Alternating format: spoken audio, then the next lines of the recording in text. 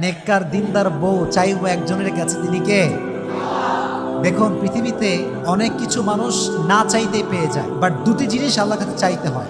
এক, নেক স্ত্রী। দুই হচ্ছে নেক সন্তান। রব্বি হাবলি মিনাস সলিহিন। আল্লাহর কাছে চাইবেন যে আল্লাহ তুমি আমাকে ভালো বউ দাও, তুমি আমাকে ভালো স্ত্রী দান করো, তুমি আমাকে নেক সন্তান দান করো। এই দোয়াটা করলে কবুল করবে একজন। আওয়াজ দিয়ে বলেন তিনি কে?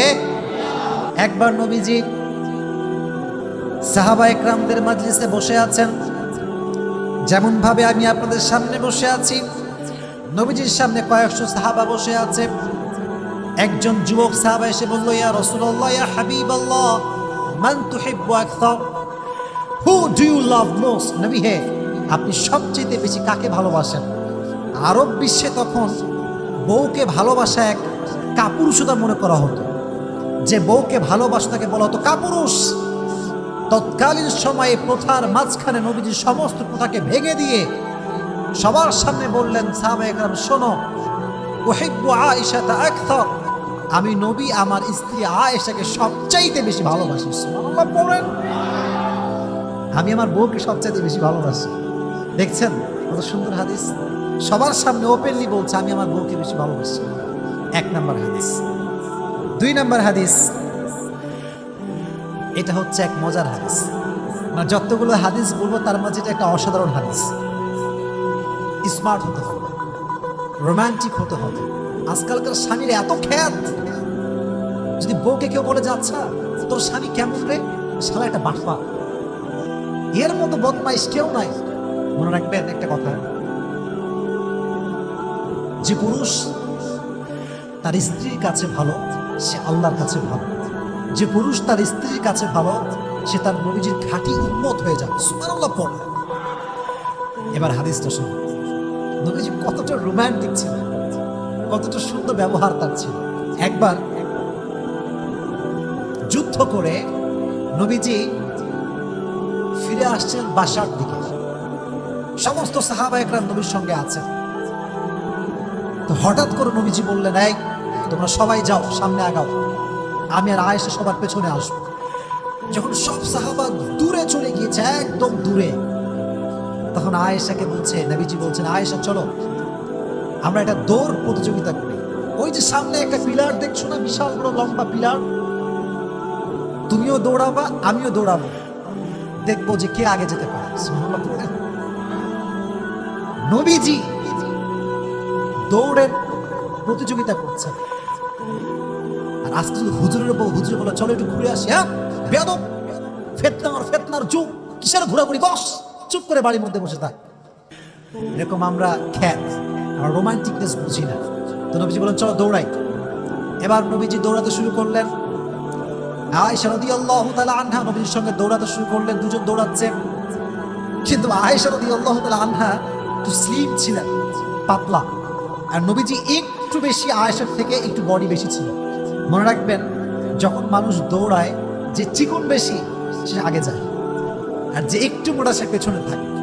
তো হাদিসে এসেছে আয়েশা রাদিয়াল্লাহু তাআলা আনহা নবীজির চাইতে আরো সামনে এগিয়ে গেলেন। নবীজি আসার আগেই আয়েশা রাদিয়াল্লাহু তাআলা আনহা ওই খুঁটির কাছে পৌঁছে গেলেন। হাঁপাতে হাঁপাতে বললেন, নবী আপনি আমার সঙ্গে পারলেন না, আজকে আমি জিতে গেলাম, আজকে আপনি হেরে গিয়েছেন। সুবহানাল্লাহ পড়ে। রোমান্টিকনেস কাকে বলে? বউকে আদর যত্ন ভালোবাসা কাকে বলে? আবার আর একটা হাদিসে আসছে, এইটা হওয়ার পরে আরো অনেক দিন পরে নবীজি আবার যুদ্ধ থেকে বাসায় ফিরছেন। এবার আয়েশা রাদিয়াল্লাহু তাআলা আনহা বলছে, নবী চলেন আজকে আবার হয়ে যাক, দেখি কে পারে আজকে। আগের বার কে জিতেছিল? আবার বলেন, আগের বার কে জিতেছিল? তো নবীজি বলছে, আগের বার হারছি, আবার যদি আজকে হারি মান সম্মান থাকবে না। তো নবীজি বলছে, ঠিক আছে চলো আজকে আমরা আবার ট্রাই করি, লেটস গো, শুরু করো, চলো যাই। এবার দুইজন দৌড়াতে শুরু করছে, কিন্তু হাদিসে এসেছে এবার আয়েশা রাদিয়াল্লাহু তাআলা আনহা আগের বারের চাইতে এবার একটু স্থূল হয়ে গিয়েছেন, একটু মোটা হয়ে গিয়েছে। তো যখন দৌড়াতে শুরু করেছে, নবীজি আয়েশার চাইতে একটু সামনে এগিয়ে গিয়েছে, আর দৌড়ে গিয়ে ওই খুঁটিকে ছুঁয়ে বলছে, আয়েশা হাদিহি বিতিলকা, আগের বার তুমি আমারে হারাইছো, আজ আমি তোমারে হারাই দিলাম। সুবহানাল্লাহ পড়ে। তাহলে এই যে খুনসুটি ভালোবাসা, এটা স্বামী স্ত্রীর মাঝে রাখার দরকারটা যুবক ভাইয়ের আছে না নাই? এজন্য এই হাদিস থেকে আমি এটাই বলতে চাচ্ছি যে স্বামী যদি স্ত্রীকে ভালোবাসে, স্ত্রী যদি স্বামীকে ভালোবাসে, আর সে আজিম থেকে খুশি হয়ে যায়, একজন জবান করে বলেন তিনি কে? এবারে তাকবীর দেন, লিল্লাহি তাকবীর, লিল্লাহি তাকবীর। তাহলে বোঝা গেল নবীজি আয়েশাকে খুব কম ভালোবাসতেন, খুব কম ভালোবাসতেন। তো তোমাদের যখন বউটো হবে, তোমরা খ্যাত হবে না রোমান্টিক হবে? লজ্জা পাই, এখনই লজ্জা পাই। বলেন, খ্যাত হবেন না রোমান্টিক হবেন? নবীজি কি আনরোমান্টিক ছিলেন না রোমান্টিক ছিলেন? তাহলে আমরা সবাইকে নবীজির মতো স্বামী হওয়ার তৌফিক দান করুন, সকলেই পড়া আমিন। এবার আরেকটা মজার হাদিস শুনুন। আচ্ছা বলেন তো, আফ্রিকার মানুষ দেখতে অনেক ফর্সা হয়, তাই না ভাই? তারা হয় নিগ্রো, অনেক কালো হয়। এটা আল্লাহর সৃষ্টি, এখানে হাসার কারণ নেই। তারা হচ্ছে নিগ্রো জাতি, অনেক কালো হয়। তো আরবে মাঝে মাঝে ইথিওপিয়ার লোকেরা আসতো, কালো দেখতে। তার বিভিন্ন খেলা দেখাতো, খেলা যেটাকে আমরা বলি সার্কাস। আমরা বলি কি? তৎকালীন সময়ের সার্কাস ছিল তরবারি দিয়ে খেলা। কি দিয়ে খেলা? তরবারি দিয়ে। তো হাদিসে এসেছে একবার তরবারি দিয়ে হাফসিরা খেলছিল, ইথিওপিয়ার লোকেরা খেলছিল। এটা হচ্ছে ঘর, এটা হচ্ছে জানালা। এটা কি ভাই? জানালা। তো মাঠে খেলছে। ইথিওপিয়ার লোকেরা কোথায় খেলছে? মাঠে। তরবারি যখন আমরা বাড়ি মারি একটা আরেকটার সঙ্গে, একটা আওয়াজ আছে না নাই? তো আওয়াজ শুনে আয়েশা বলছে, নবী হে, আমিও দেখতে চাই, আমার বড্ড মন চাচ্ছে, চলো না নিয়ে যান আমাকে, চলো একটু ঘুরে আসি। নবীজি কত ভালোবাসা দেখেন, কত সুন্দর হাদিস। নবীজি বলছে, ঠিক আছে, যদি তুমি পর্দা উঠায় দাও বা জানলা খুলে দাও, তবে তোমাকে মাঠ থেকে মানুষ দেখতে পারে। আর স্ত্রীকে কেউ দেখবে, এটা কোনো স্বামী কি সহ্য করতে পারে?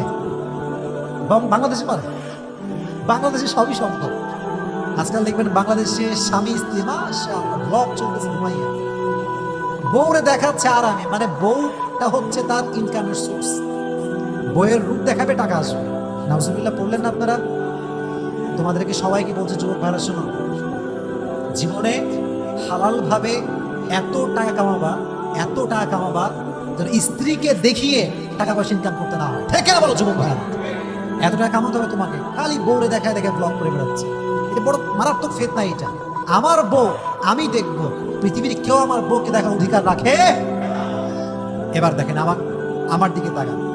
হাদিসটা প্র্যাকটিক্যালি বোঝাচ্ছে, প্র্যাকটিক্যাল। এটা হচ্ছে জানালা, এটা হচ্ছে মাঠ। তো নবীজি যেটা করলেন, জানালার কাছে এসে নবীজি দাঁড়ালেন। নবী ছিলেন আয়েশা একটু লম্বা, আয়েশা নবী ছিলেন একটু ছোট ছিল। যখন নবী দাঁড়াইছেন, পায়ের যে গোড়ালি আছে এইটা উঠাই দিয়েছেন। ফলে লম্বা একটু কম হবে না বেশি হবে? লম্বা কম হবে না বেশি হবে? নবীজি পায়ের উপরে ভর করে লম্বা হয়ে দাঁড়াইছেন। খুব ভালো করে বুঝবেন হাদিসটার অর্থ কি। আর আয়েশা রাদিয়াল্লাহু তাআলা আনহা ঠিক নবীজির ঘাড়ের পেছনে মাথা দিয়েছেন, পুরো বডি নবীজির সামনে। শুধুমাত্র পিঠের এখান থেকে আয়েশার চোখ দেখা যাচ্ছে। চোখ দেখিয়ে আয়েশা দেখছে খেলা কেমন হচ্ছে। অনেকক্ষণ দেখেছে খেলা। নবীজি বলছেন, আয়েশা মন ভরছে নাকি আরো দেখবা? বলছে, নবী আমি আরো দেখবো, আপনি আরেকটু দাঁড়ান। যতক্ষণ পর্যন্ত আয়েশার মন ভরে নাই, ততক্ষণ পর্যন্ত নবীজি পাটা এমন করে উঁচু করে দাঁড়িয়ে আয়েশার মনোরঞ্জন করেছে। সুবহানাল্লাহ পড়ে।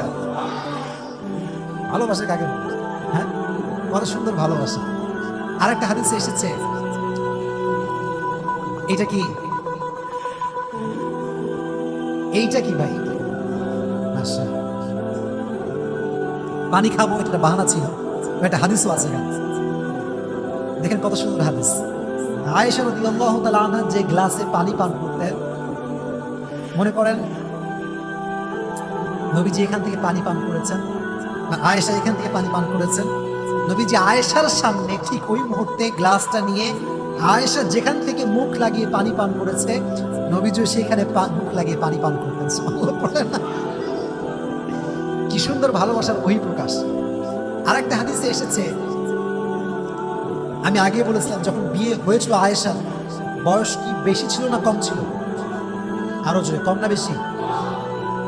দেখবেন যাদের বয়স কম, ম্যাচুরিটি কম। বয়স কম, কাজের দক্ষতা কম। কথা ঠিক আছে না প্রিয় ভাইরা?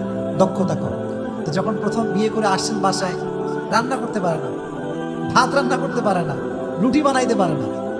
তো নবীজি এতটা ভালোবাসতেন, শুরুর দিকে নবীজি নিজেই আটা নবীজি ঠিকঠাক করে আটা ছেনতেন, এবং নবীজি নিজেই আয়েশাকে রুটি কেমন করে বানাতে হয় হাতে হাতে শিখাইতেন। সুবহানাল্লাহ পড়ে। এই জন্য যুবক ভাইরা যারা এসেছে, আমরা এই হাদিসগুলো থেকে আমরা যেটা বুঝতে পারলাম সেটা হচ্ছে এই, আজ থেকে আমরা বউয়ের সঙ্গে খাসটা মাসটা করবো, কোনো ভালোবাসা হবেই না। এটা শিখলেন নাকি আপনারা? ভালোবাসবেন তো ইনশাআল্লাহ? অনেকে ইনশাআল্লাহ বলতে লজ্জা পাচ্ছে, বলেন ইনশাআল্লাহ। নবী যেমন আয়েশাকে ভালোবাসতেন, আমাদের সবাইকে সেভাবে স্ত্রী থেকে ভালোবাসার তৌফিক দান করুন। সকলে মন খুলে পড়া আমিন, আরো জোরে সোরে পড়া আমিন।